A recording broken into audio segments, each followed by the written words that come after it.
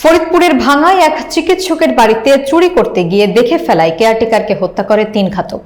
Police ৭২ ঘন্টার মধ্যে তাদেরকে গ্রেফতার করেছে। বিস্তারিত দেখুন ওয়াহিদুজ্জামানের প্রতিবেদনে। ফরিদপুরের ভাঙ্গা উপজেলার নাসিরাবাদ ইউনিয়নের আলেখার কান্দা গ্রামে ৮ জানুয়ারি এক চিকিৎসকের বাড়িতে ঘটে নির্মম ঘটনা। কেয়ারটেকার ওহাব মাতুব্বর হাত পা বাঁধা অবস্থায় মাথায় আঘাতের চিহ্ন সহ তার মরদেহ উদ্ধার করে পুলিশ। ওহাব মাতুব্বর ওই বাড়ি দেখাশোনার দায়িত্বে ছিলেন। মঙ্গলবার বেলা 11:30টায় পুলিশ সুপারের কার্যালয়ে আয়োজিত প্রেস ব্রিফিংয়ে পুলিশ সুপার মোহাম্মদ আব্দুল জলিল জানান, স্থানীয়দের তথ্যের ভিত্তিতে তদন্ত শুরু করে পুলিশ।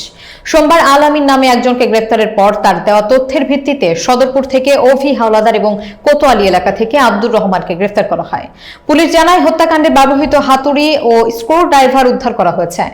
গ্রেফতারকৃতদের জিজ্ঞাসাবাদে জানা যায়, চুরির সময় দেখে ফেলায় তারা কেয়ারটেকার ওহাব মাতুব্বরকে হত্যা করে। খবর নেয়নি। ৮ তারিখে সকালে এই ভিকটিম এর বোন নূরজাহান বেগম পিঠা নিয়ে যায় ওই বাড়ি ভাইকে খাওয়ানো। পরে বাইরে থেকে বাড়ির যেহেতু সামনে দিকে গিয়ে এগুলো বন্ধ ছিল, অনেক ডাকাডাকি করে সারা শব্দ না পেয়ে সে ওখান থেকে ফিরে এসে বাড়িওয়ালার সাথে যোগাযোগ করে, অর্থাৎ এই যে ডাক্তার জামালউদ্দিন ওনার ওয়াইফের সাথে।